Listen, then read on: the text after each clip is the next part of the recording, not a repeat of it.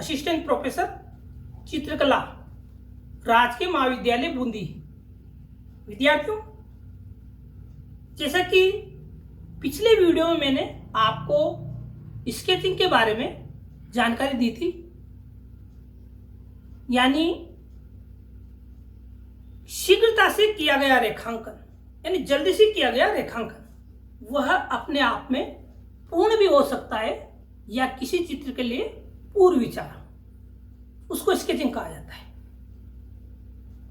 पिछले वीडियो में मैंने लाइफ स्टडी को ध्यान में रखते हुए स्केचिंग के बारे में आपको अवगत कराया था, यानी सिर से लेके पांव के तलवे तक हमको लाइफ स्टडी बनानी होती है। उसमें शरीर के विभिन्न अंग प्रत्यंग दिखाई देते हैं। छाया प्रकाश के प्रभाव के अनुसार हम लाइफ स्टडी को रेखांकित करते हैं, साथ ही कलर करना हो तो रंगांकित करते हैं। विद्यार्थियों, पोर्ट्रेट पार्ट में तो आप पिछली कक्षा में निपुण हो चुके हो सकता है किसी विद्यार्थी का पोर्ट्रेट पार्ट कमजोर हो। पोर्ट्रेट में सिर से लेके यहाँ तक का हिस्सा बनाया जाता है, आंखें बनाई जाती है, नोज बनाई जाती है, होठ बनाए जाते हैं, कान, बाल वगैरह, पगड़ी वगैरह जो भी है उन सबको बनाया जाता है। उन सबकी गहराई से स्टडी करनी होती है।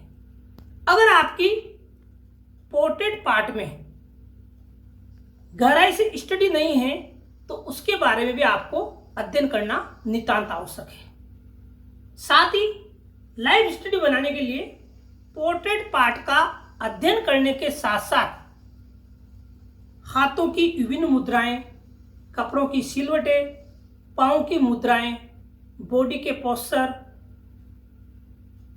यानी अनेक विशेषताओं को ध्यान में रखते हुए उसका रेखांकन करना है। अलग अलग रेखांकन करना है। बॉडी के जो पार्ट है उन सबका अलग अलग रेखांकन करना है। जब तक आप स्केचिंग में निपुण नहीं होंगे तब तक अच्छी लाइफ स्टडी नहीं बना सकते।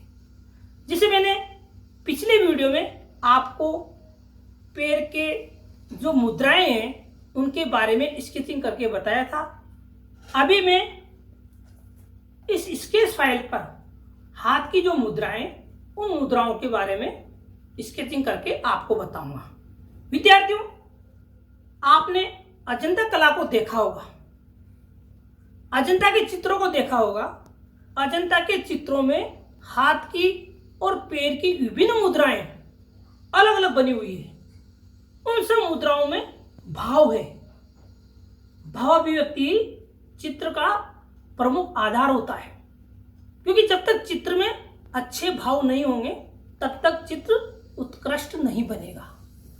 आप जिस व्यक्ति का पोर्ट्रेट बनाने जा रहे हो या उस व्यक्ति की लाइफ स्टडी बनाने जा रहे हो तो उसमें भाव का होना नितांत आवश्यक है।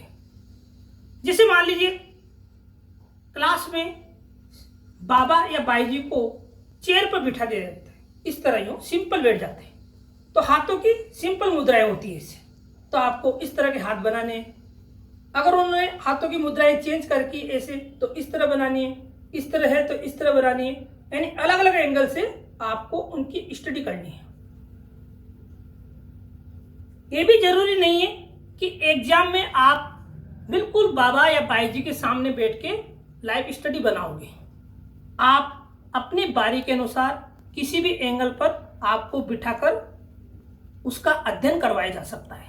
इसलिए आपको अलग अलग साइड से बैठकर बाबा या बाई जी, यानी किसी भी ह्यूमन फिगर की लाइफ स्टडी जो बनानी है उसका अध्ययन करना आपको नितांत आवश्यक है।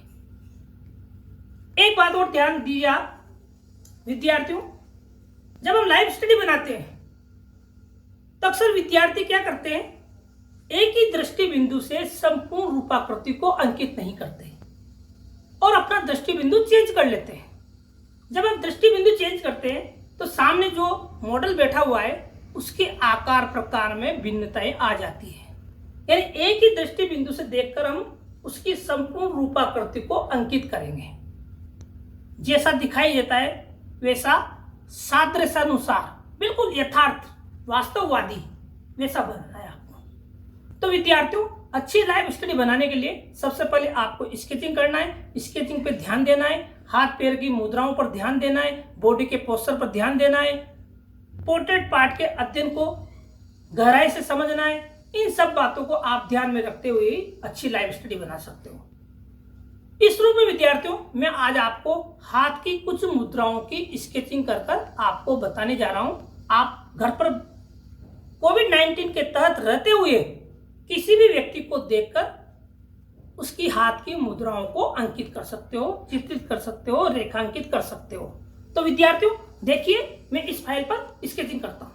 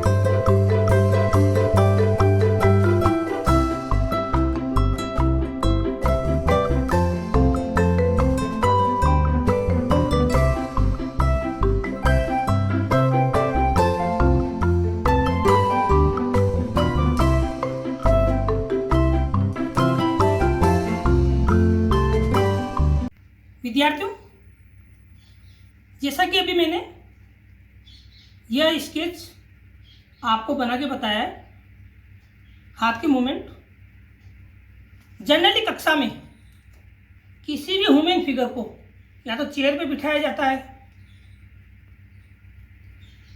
या किसी टेबल पर बिठाया जाता है। उसके हाथ के मूवमेंट अक्सर ऐसे होते हैं। उसी तरह के हाथ मैंने आपको बना के बताए। आप इस तरह के मूवमेंट का अलग अलग एंगल से, दाएं से बाएं से, फुल फ्रंट व्यू, बिल्कुल सामने से, अलग अलग एंगल से आप उसकी स्केचिंग कीजिए। आप हाथ की विभिन्न मुद्राओं का बार बार अभ्यास करोगे तो आपकी कला में निखार आएगा।